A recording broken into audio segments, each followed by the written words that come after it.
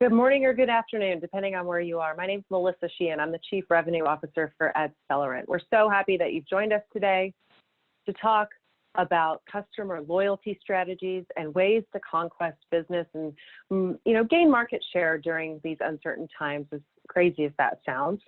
I wanted to introduce Jonathan Muzio, my colleague. Jonathan? Hey, good afternoon. Good morning, everybody. It's nice to meet you. I'm Jonathan. I'm the Chief Business Development Officer here at Accelerant, and I want to thank you very much for taking time out of your day to learn a little bit more about customer loyalty strategies and ways to conquest the business from competitors. Melissa, you want to give an overview as far as what it is that we're going to cover today? Absolutely. We're going to cover customer loyalty. A lot has changed in the last 6 to 8 weeks. Whether you're a media company or a business owner, we feel like these are some strategies to help you adapt to that change, figure out how to communicate with customers effectively, rebuild that loyalty in some cases, and some messaging best practices for this new normal that we're in. And also with the cancellation or pausing of advertising campaigns and just small businesses who were unable to pivot their businesses during these times, it's created a lot of demand out there in the marketplace that needs to be satisfied. As such, we're going to discuss tips and best practices for how to conquest or prospect potential new customers from competitors, as well as best practices when having conversations with those clients and how businesses are using COVID as a way to differentiate their business during these times as well. Absolutely. So let's dive right in and talk about how the customer has changed. And in order to talk about how the customer has changed, we know customer loyalty has changed because customers themselves have changed quite a bit over the last 6 to 8 weeks of stay-at-home orders. We took a look at mobile activity and purchase behavior to establish this hierarchy of needs. And similar to Maslow's hierarchy of needs, if you're familiar with that, all of us have been affected by the pandemic. And, we have to satisfy first those physiological needs. And thinking like a customer, you yourself have been in this situation. Next we have to look at our safety needs. We have to evolve. And what happens is we start to develop a new customer. We'll cover each of these and what they mean for customer loyalty and for you as a marketer or a business owner. Hierarchy number 1, this is the quarantined customer. As we entered this stay-at-home order, a lot of us limited our time with family and friends. Nearly 3/4 of us started to work from home, and over 60% of us only visited essential stores. This happened rapidly in a lot of areas and across the country. Hierarchy number 2 is the semi-quarantined customer. What happened is customers stockpiled. They created a shortage of supplies. They created a 65% increase in purchases of non-perishable foods, as an example. And 63% of shoppers couldn't find what they needed. Going out and getting those essentials forced a decision upon consumers. They either had to try a new brand or a new store, or they had to go without. And what we know from the research that we've done is that 1/3 of shoppers just switched stores, and nearly 3/4 of them ditched brand loyalty altogether. This is a pivotal point. This is something that marketers and business owners need to address. Customer loyalty has been challenged during these last several weeks. And so making sure that you adjust your message is really imperative to making sure that you regain the customers that you once had and that you start to acquire new ones. We go into evolution 3, the hierarchy number 3, the evolving customer. So they started with their basics, they realized they couldn't get everything they need, and so they broke behaviors and habits. They started buying online, they started buying on apps. Nearly half of those users downloaded an app just because of COVID-19. Think about your own behavior. Half of us increased grocery app usage, and nearly 3/4 of us really tried new brands during this time. And so thinking about the mindset of that customer can really help us get clued in on how to communicate with them and how to communicate with what is now a new customer in a lot of cases. This is a more digitally savvy customer because in a lot of ways they've been forced to be digitally savvy. Now they're used to buying on the internet and getting groceries. They're just as used to that as they are buying in store. And we know from a recent focus group that nearly 6 out of 10 of them are going to keep using a brand that they've recently found. Phrases like buy online, pick up in store are now just commonplace, right? And actually, according to Adweek, the buy online, pick up in store purchases have tripled year over year in April. So Moose, tell me a little bit about your journey. Are you one of these customers? Where in this hierarchy do you feel like you fall? You know, Melissa, I have kind of evolved across all different phases of the hierarchy. Honestly, I started off as being a quarantine customer, and I still am a quarantine customer. I've only gone out once over the course of the last 60 days, but I have evolved into a new customer where I am very comfortable with purchasing all my groceries through Amazon Fresh or through Whole Foods through that Amazon app, or purchasing my liquor through Drizzly. Or stockpiling on meats through local meat vendors and staying in house and just stockpiling. So I am a hybrid quarantine customer as well as a new customer as a result of COVID. And I think a lot of us are, I think a lot of us want the information that we need to go out and buy the goods and services that we need. We do know, though, that a lot of people are turning online. Online sales are up 52% during the COVID crisis, opposed to pre-crisis. Well, we know that luxury items have fallen. We do see increases in nearly every other category, from fashion and apparel to pets. I don't know about you guys, but toys and games are definitely on my purchase list. I got some more sidewalk chalk this week. I'm teaching my kids how to play checkers and chess and really just anything that's going to keep them occupied and keep me occupied during this time. I never thought I would do so many puzzles. I don't know about you, Jonathan. What do your buying habits look like over the last couple of weeks? Well, similar to you, I got twins. I got 2-year-old twins, and we've been purchasing a lot of games, a lot of things to keep these kids entertained in the house because they're unable to go out to preschool and hang out with little kids their age.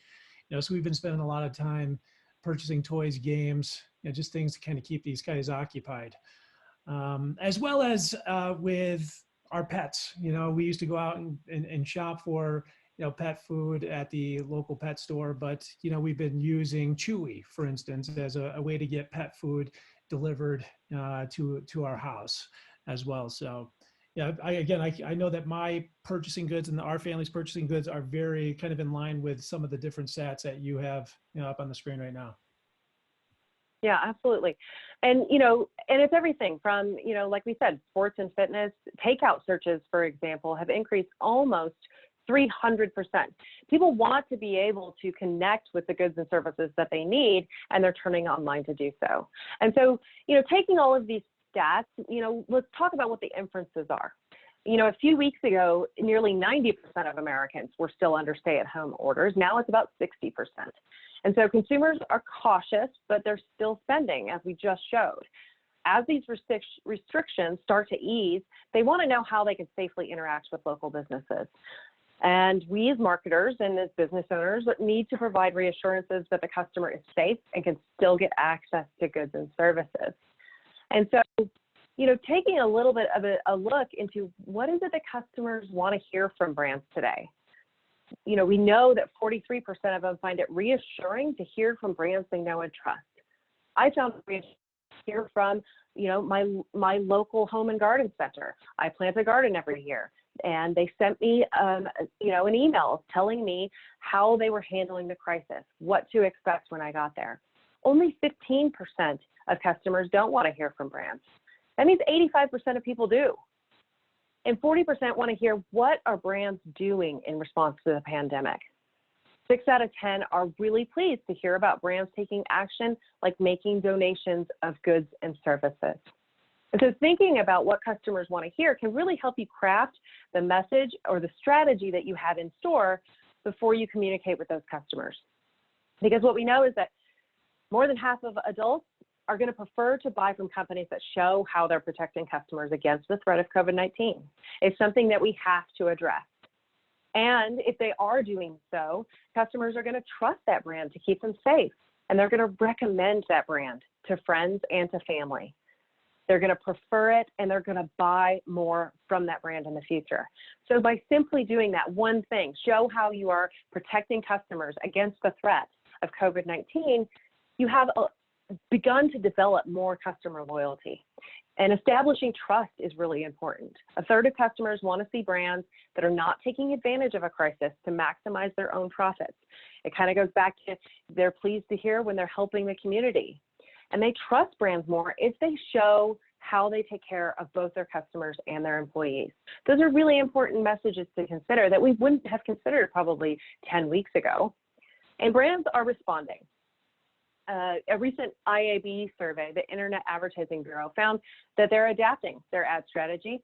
6 out of 10 are adjusting messaging due to COVID-19, and nearly half of them plan to switch to more purpose-driven marketing. 4 out of 10 are going to increase their audience targeting. It's essential right now to be able, as a business, to address and communicate with the customers that you know are interested in your brand. And a third of them are going to increase device targeting for things like over-the-top and connected TV. Streaming television usage has increased during this time. And then the promising thing is that nearly 7 out of 10 said they've not yet made spend changes for Q3 and Q4 as a result of the crisis. So we'll go a bit deeper and give you a couple of examples. You know, the biggest thing as we look across what brands are doing is that they are working to offer value. This customer loyalty concept is actually flipped a little bit. It's turned into this concept of brands being loyal to their customers. You know, when COVID-19 began, as an example, Nike made the premium version of its app temporarily free to all US users. They added more workouts. They included some that were designed for small spaces, others for families, and they used social media to share relevant tips. They really put themselves in the shoes of their customers to figure out what do they need from us right now. And they offered that value, and they've reached out to them to tell them how. You know, another strategy is businesses offering added value or discounts or waiving fees. Food companies are releasing recipes so customers can make whether it's a restaurant, a small deli, or a marketplace. Car insurance companies have been refunding premiums to customers as they stay off the roads. Utility providers are offering free service or waiving fees. Jonathan, I think you had an example of a company that was kind of pivoting to make sure that they were addressing this situation as well. Yeah, one of our agency partners who focuses on providing swag, you know, whether it's kind of branded mouse pads or t-shirts or hats or hand sanitizer to small businesses, they pivoted their business to switch from their core competency of providing swag to producing masks to fill the need within that marketplace for masks, as well as a way to weather the storm and stay relevant and still get that cash register to ring as well. So I thought that was a really cool way of them kind of pivoting their business and kind of refocusing their core competencies to fill demand in the marketplace, and to also use that as an opportunity, as a PR opportunity to promote to their customers that they are making that change and they are switching over to producing masks. And I think that increased and caused a lift in terms of that positive reception that their customers had with their business. Absolutely. And I bet, you know, after this crisis is over, because they did adapt to the situation, they, you know, made a conscious choice to you know, do those things. A lot of customers are going to return to them after the situation to make sure that they're buying from them and supporting that business. And so as a brand, when you're looking across these different hierarchies, you know, make sure that you're adjusting your messaging. You know, if you're speaking to that quarantine customer, they are really focused on the essentials right now. You know, address their situation, be sincere. Depending on where you are in the country, there are still people who are on stay at home and who are on severe lockdown. Focus on the essentials and empathize and offer support. Demonstrate how you're helping your customers and your community. There's some encouraging messages that we see. There's some messages that, are simply saying, hey, stay at home, stay safe. We're here to help during this crisis. Uplifting messages, our commitment to beat the coronavirus.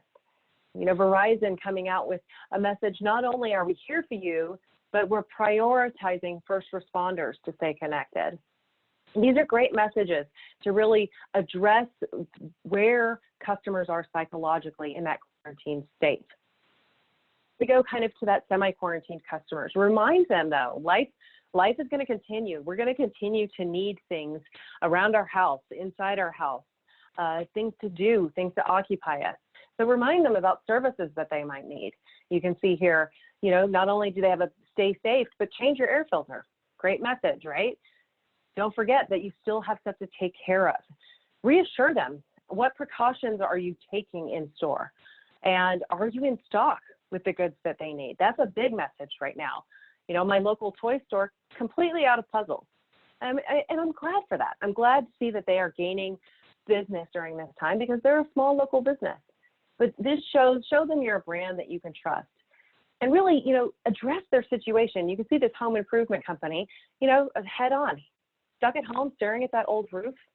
They address what the customer situation is, free estimates via email, and then they tell them how they can communicate safely. So these are great, simple ways for you to guide your advertisers or guide your marketing plan to make sure that you're addressing the situation and addressing the psychology of the customer that you're talking to.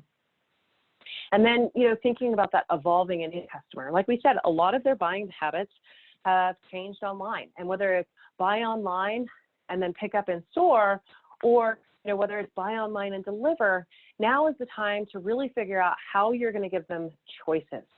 There are some where delivery is going to be their preferred method. There are others where they are going to get out and do in-store pickup. And depending on the business's capability, those are things that need to be advertised. Do you place orders over the phone? Is there curbside pickup? Where is that curbside pickup? If you're going in person, what to expect when you're arriving? A buddy of mine had to take his dog to the vet, and he said they did a great job. They sent him an email the night before, letting them know exactly what was going to happen, where they needed to park, they needed to call. They would get a text message when they were ready to come to the door. They had a safe transition of the pet. It was a great experience for them. And then, also include these calls to action. Give them reasons to do business with him. Like launching a virtual wine tasting. I haven't done one of those, but I've done a few virtual happy hours. But think about what customers need. They need ideas. They might be bored at home. They might not have all the things that they need. Think about the situations that they're in. Jonathan had a great example from just last weekend for Mother's Day. Yeah. My wife and I, before all this COVID kind of hit and we were shelter in place, we had made dinner reservations to a very popular new restaurant here in Denver, Colorado. And unfortunately, we couldn't hold those reservations because the restaurant had to close its doors, at least for the time being. But that restaurant still wanted to get in front of customers and still provide services for customers. So they launched a campaign for Mother's Day where they were going to provide a Mother's Day brunch kit. And I ordered that Mother's Day brunch kit. It was delivered to my house on Mother's Day. It included a bottle of wine, some fresh flowers, along with all the ingredients to prepare this amazing brunch. And when I put together the instructions and put together the brunch, it was amazing. It was really well received. My wife thought it was the best Mother's Day brunch that she's had. And as a result of that feedback, as a result of how easy it was for them to deliver and engage with me, I am now, I think, considered to be probably a loyal customer for these guys. I'm looking forward to them opening up their doors again so that we can go out on that date that we had scheduled before. So it was great to see that restaurant pivoting and creating a campaign where they couldn't accommodate in-business transactions and diners to bring that experience to them in their own homes and the safety of their own homes. And they did it in an extremely well done. It was well done. So it was a great example. Yeah, and you can see these businesses here are doing that as well.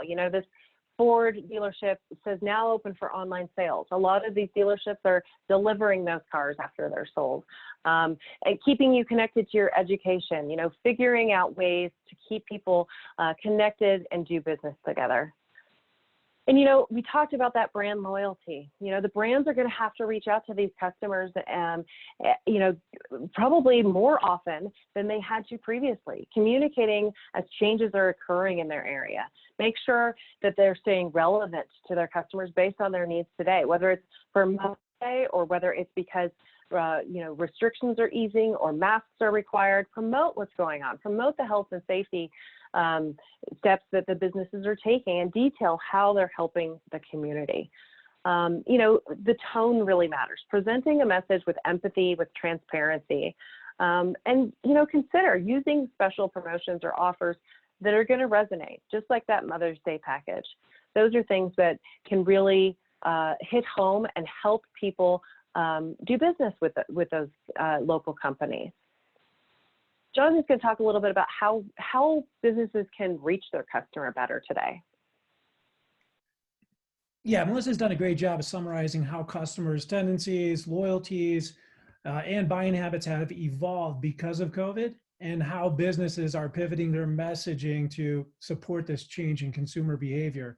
But how are businesses reaching their customers today? Enterprising business owners who have done a great job of harvesting their customers' information, like their email addresses, their physical addresses, and sometimes even phone numbers. They're using that data to communicate directly with known customers to inform them of some of the different changes and updates to their businesses, and to encourage their customers to continue to be loyal to them and increasing the average lifetime value of those customers. So typically business owners are encouraged to harvest that email information, physical address information, mobile number information of their customers. But what can you do with that information once you have it? Well, with email data, business owners can create email campaigns. And I'm sure a lot of people are familiar with MailChimp or Constant Contact as an example. And that is obviously the most common way to kind of leverage that data. But business owners sometimes don't realize that they can also use that email data to create what are called custom audiences within Facebook, Instagram, and Google, so that you can target people or profiles that have been created using those email addresses while people are browsing Facebook, Instagram, Gmail, YouTube. So that's obviously, I think, a great way to kind of leverage and enhance what it is that you can do with that data. But then also there's physical address data, and there's some really cool things that you can do with physical address data, including creating device ID campaigns. I'm going to talk about device ID in just a couple of minutes. But then also you can create direct mail campaigns as well and deliver messaging right to customers' mailboxes. But what can businesses owners do today to grow their database and increase their ability to target and keep their customers informed? The first example is through contesting. It's a great way to grow email database and enable current and prospective customers to engage with your business and willingly volunteer information. Here's a couple of great examples. The first is a current contesting campaign that was created on behalf of a Humane Society client that encouraged people who aren't able to go to the offices, like myself, to share photos of their new coworkers, meaning their pets that are just kind of laying around the house and laying around their office.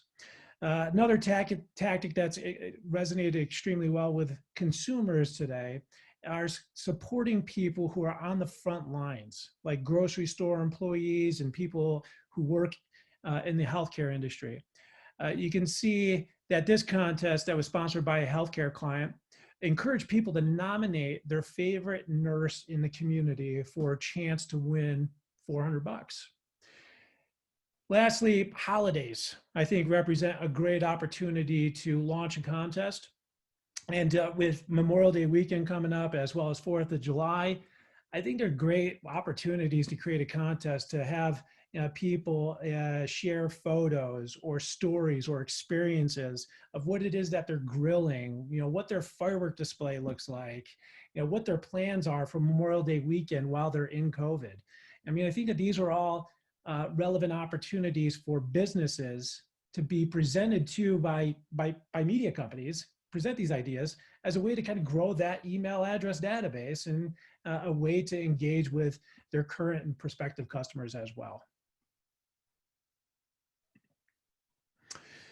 Another way to grow your email address database is through customer education. You know, it's extremely popular right now. I think that when COVID initially happened, businesses, our customers' customers, they're looking for answers as to how they're going to navigate these uncertain waters, and they're just looking for answers. You know, so this webinar right here is a great example of how we are using COVID to educate our media and agency partners during these times. So webinars, white paper downloads, not only do they allow business owners the opportunity to kind of increase that database and harvest information from people who are interested in some of the content that they're created, but it also allows businesses to establish credibility with their customers, to show that they have expertise and they can help in these different times as well.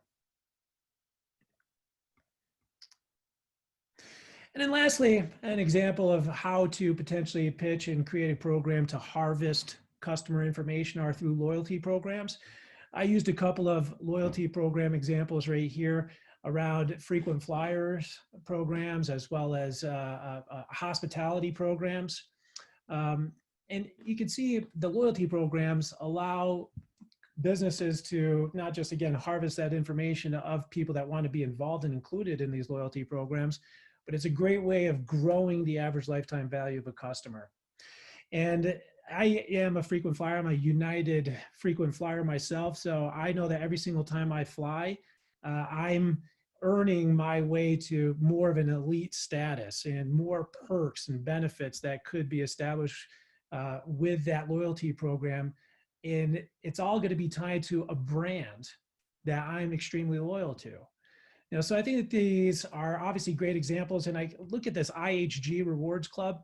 They had obviously their loyalty program set in place for 2020, but they revised that based on everything that was going on with COVID to make it easier and to accommodate those loyal customers with the ability to increase or enhance their status much easier during these times as well.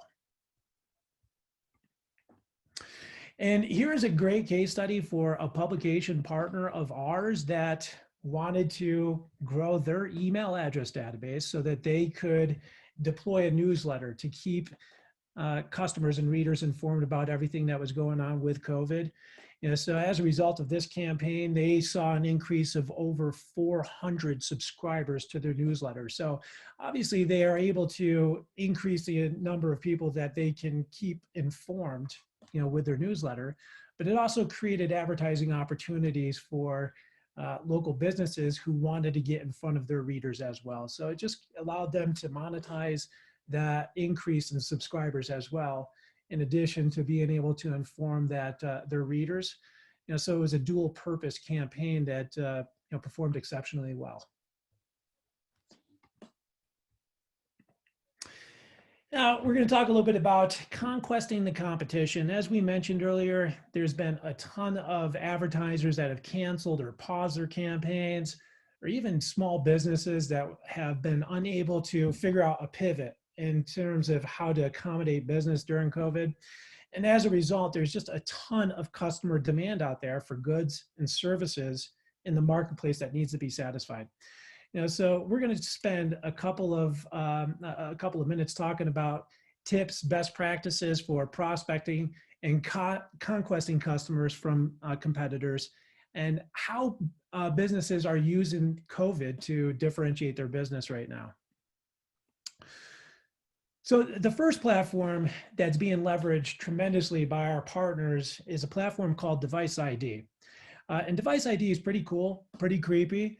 And it allows businesses and advertisers the ability to identify mobile devices that were in a physical location in the past, as far back as 6 months ago or as recently as 5 days ago. And once they identify those devices that were in that location in the past, we can deliver display ads or video ads, you know, to those mobile devices, no matter where they are in the universe, and no matter how it is that they're consuming content. So you can see that this is obviously a pretty popular platform to identify mobile devices that were in a location prior to COVID.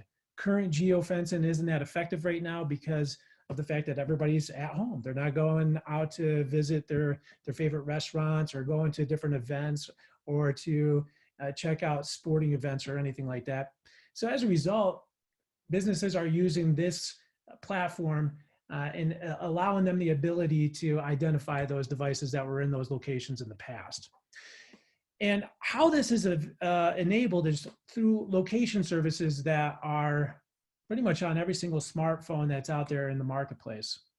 Right? Every single smartphone, whether it's an iPhone or an Android or a Google device, has location services enabled on them to kind of increase and enhance the functionality with that device, right? So if you download Google Maps, the best way to go about generating the best results with that is to enable your location services with that Google Maps application. Same thing with Yelp or the weather app or some type of dating application.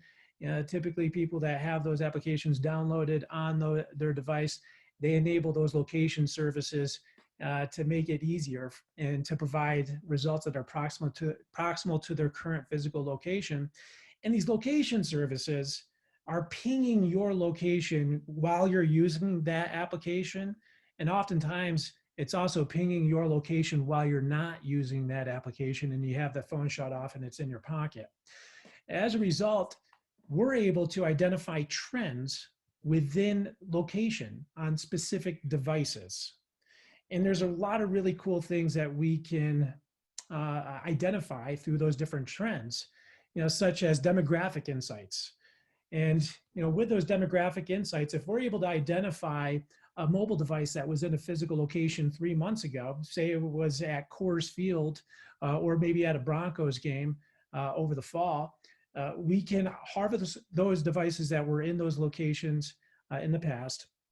And then through those trends in the location services, identify where that device dwells, meaning where that device spends 7 p.m. to 7 a.m.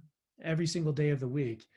Based on those trends in identifying where that device dwells, we can pull physical address information or census data tied to that mobile device and provide demographic insights such as what the age range is of those devices that we're able to identify in the locations in the past, what the household income is of those devices.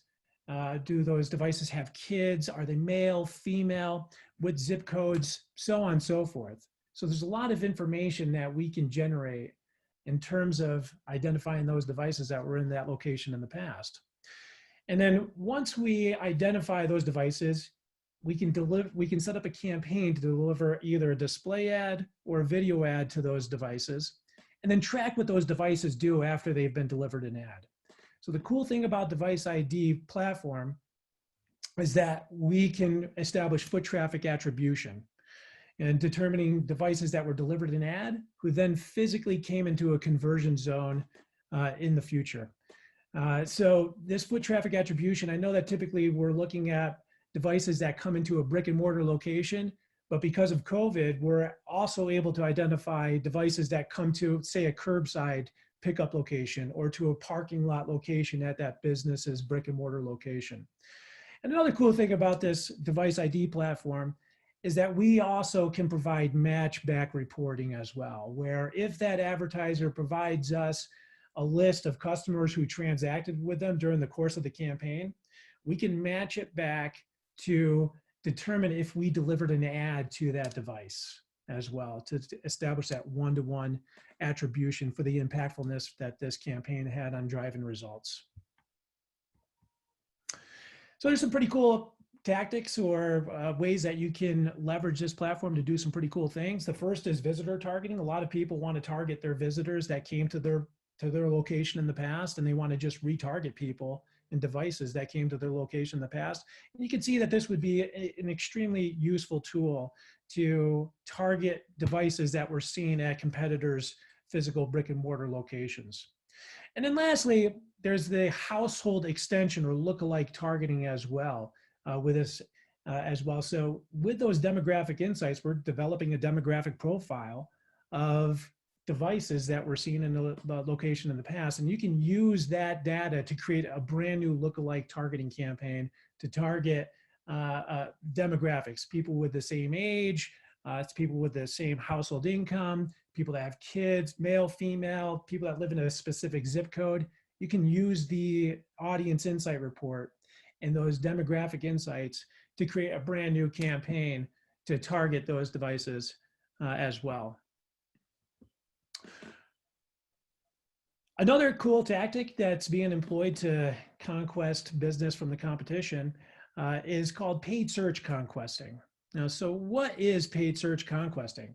It's identifying and bidding on specific competitor keywords or branded keywords that people are searching for and populating an ad for your business at the top of the Google search engine result pages. I have a good example here of a conquesting campaign with a competitor who's looking to conquest people who are searching for Mattress Firm. And you can see here, Mattress Firm is the second result in that Google search engine result page. And you can see up above that is a conquest competitor of theirs who's looking to try to conquest Mattress Firm. So there's some benefits and there's also some drawbacks to this, as well as best practices that I'm going to talk about here in the next couple of slides. And the best way to be effective with this, with paid search conquesting, is to first identify which keywords you want to potentially bid on, which branded keywords, which product keywords potentially you want to bid on. And then in order to successfully implement that, making sure that the messaging is on point. So there's a lot of opportunities to include promos, whether they're discounts, time-sensitive promos. There's a lot of paid search campaigns that we have kind of changed the messaging on to include information on what they're doing to accommodate business during COVID, or what types of preemptive measures they're taking to support customers during COVID. It's also a great opportunity within this messaging to include differentiators about your brand and business. And obviously there's some pros to this. And some of those pros are there's less competition to those keywords, for those keywords. And because there's less competition, you could expect to pay a lower cost per click on those competitive keywords that you're currently bidding on. Other benefits are there's brand awareness. You can gain brand awareness by reaching audiences that your customers and competitors have already established. And you also know that those people that are searching for, say a competitor, they're qualified. They already know what they want. They potentially have intent to buy, intent to purchase. So they're probably lower down in that sales funnel, and they're more qualified as a result, and could potentially increase or have a higher intent to click or convert as a result of being more qualified than the average customer. But there's also drawbacks as well. And the first is a potential bidding war. If you're bidding on a competitor's keywords, they're obviously going to be potentially made aware of the fact that a competitor is bidding on their keywords. It's going to probably, it could lead to a bidding war where that competitor could start bidding on your keywords as well, thus driving up the cost per click of your own keywords on top of that. Also, Google prides itself on being extremely relevant. And if you're doing a search for Mattress Firm as a consumer, you're probably expecting to see Mattress Firm results in the search engine result pages. And because of that, the conquesting setup, it could be, you could experience low CTR as a result of that because of the low quality score tied to that, because it isn't as relevant of a result as what it is that they're searching for. And then lastly, and this is something I haven't really seen too often, to be perfectly honest with you, are legal implications tied to this, where you could potentially be bidding on copyrighted keywords that could have some type of legal ramifications and penalties as a result of all that stuff. But this is absolutely something that I would encourage anybody that's looking to conquest, target competitors. Paid search campaign is a great way of going about doing that and testing to determine if it's providing results that are commensurate with what your client's expectations are. And the last tactic I want to discuss about how some of our advertisers are trying to conquest the competition is through audience targeting through targeted display or video pre-roll campaign. And these are a couple of screenshots I pulled from our reporting dashboard of a Chevy dealership who is looking to target people and audiences who are intenders for competitive makes and models of vehicles out there in the marketplace. So in addition to being able to target and get in front of somebody that is probably at the bottom of the funnel and is ready to purchase a vehicle, they can introduce their Chevy makes and models to that audience and potentially influence their decision at that zero moment of truth and enter the consideration process as a result of all that stuff.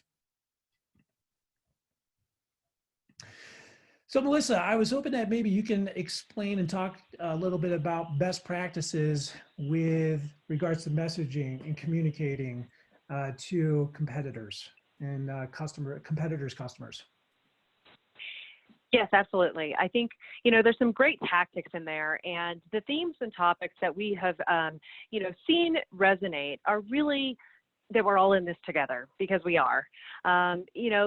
These businesses can reach out, address the situation. Imagine the power of looking back at people who have been in your restaurant or been in your store and talking to them about contactless delivery, about how you're protecting your people. Play with it a little bit, tell them you're not going anywhere. That you're there to guide them as a business, getting closer to loved ones, bring out some of the positives and silver linings of the situation. And don't forget to say thank you. I mean, what a powerful message to be able to look back at people who had either been in your location or, even telling somebody who's been in a competitive location what you're doing to help them stay safe.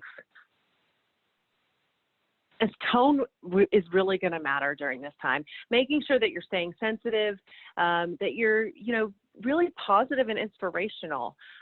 Making sure that you don't promise, and check your copy for insensitive words that might trigger something that you really don't mean to. Some suggestions are going to be ease up on urgency a little bit. There is some scarcity out there, so making sure that you're kind of taking the positive vein of that. Hey, we're open, we have this in stock, things like that. Adjust it for relevance to make sure that the copy is also aligned with safety guidelines. As an example, here in Denver, in certain locations, folks are required to wear a mask. And a friend of mine was really put off the other day. He had a chiropractor that he has seen forever, years and years and years. And his wife went to the chiropractor and told him that she wasn't wearing a mask and didn't seem concerned about some of the orders that had been put in place. And guess what? Now they're searching for messaging for a chiropractor that might be taking it more seriously. And so just thinking about some of those things and what those customers have gone through these last 8 or 9 weeks, put yourself in their shoes and try to figure out messaging that'll really resonate. And it's a great way to differentiate your brand. Simply being out there and being present right now is a big differentiator, but the messaging around brand value, what are you doing as a brand to bring value to your customer's life? Even that media company, that email example, they had a really simple message of, we're offering free hyper-local content. That really helps them drive those 400 new subscribers. Look at ways to create customer connections, ways that you can connect beyond your goods and services. A good example is I had a Pilates studio reach out and offer a virtual cooking class. That's not in their wheelhouse, but they knew that might be something that their, Pilates students might find fun or might be a good way to connect. And then communicate action. This is one of the biggest things that we've seen in these surveys and in this data is explain what you're doing to keep your employees, your customers safe, and how you're supporting the community during this crisis. A couple of key takeaways, and then we'll open it up for questions. Today's customer has changed. Think of yourself and how you've changed over this last 8 to 9 week period. Be aware of how that can affect customer loyalty. The scarcity that happened forced people to try new things. Focus on the value that your brand is bringing that consumer and their family, and create those connections, and just understand that messaging really matters. Pay extra close attention. Make sure that you're testing that messaging. And there's opportunity to increase market share during these times. I know that we've seen it firsthand with the amount of activity that we're seeing with our partners, being able to activate campaigns that were paused or to sell new advertisers on some new concepts. And a lot of those new deals and new campaigns are tied to leveraging data that's being used to reach current customers, to kind of educate them and inform them on some of the different changes in business and some of the different practices that you're implementing to encourage and maintain business. And it's also that data is also being used as a way to grow the average lifetime value of a customer, to try to engage current customers so that they can remain loyal and still transact with them during these times. And then also, we're leveraging digital marketing tactics as a way to conquest competition out there in the marketplace. As I mentioned, there's a lot of demand for all the goods and services that we all love, whether it's dining out or if it's staying in shape, if it's healthcare, if it's to kind of support your kids and your family. There's still a lot of demand for a lot of these services out there in the marketplace. And unfortunately, with advertisers pausing or canceling their campaigns during this time because they're unable to accommodate business, it leaves a lot of opportunity out there in the marketplace for entrepreneuring businesses to capitalize and potentially steal that business from their competitors as well. We want to open it up for questions. We really appreciate you guys spending time with us today. I hope that this was helpful to figure out, how have customers changed? What does brand loyalty mean today? And are there ways that we can guide businesses to increase their market share and get in front of, their past customers with a unique message, with that change, and future customers in order to rebound more quickly from this COVID-19 crisis?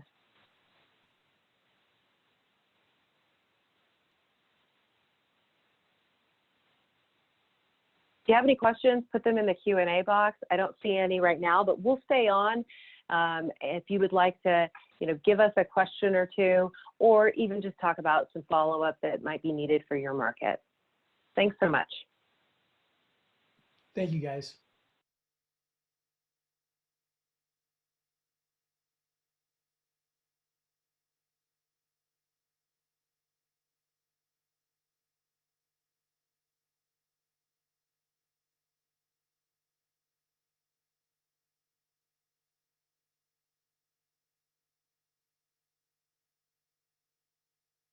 We will send out a copy of this presentation. We did see one question about a search engine results page, a SERP, S-E-R-P. That's just the results that you get on the page. I don't see any other questions. A couple of these might have gotten cut off.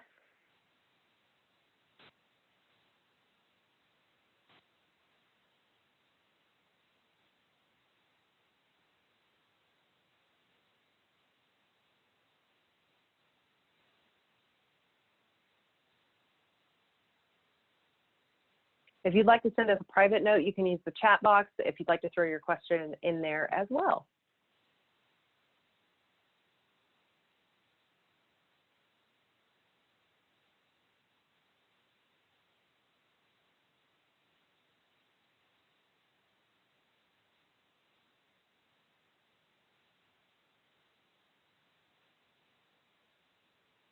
One last thing I'll mention for those that are still on the line, we are available to put on a webinar for your local market. We've had a lot of success with some of our media and advertising agency partners to conduct similar educational webinars just like this one that have actually resulted in some leads, some new business for those folks. So if you're interested in putting on a webinar like this for your market to talk directly to business owners, we'd be happy to help you with that.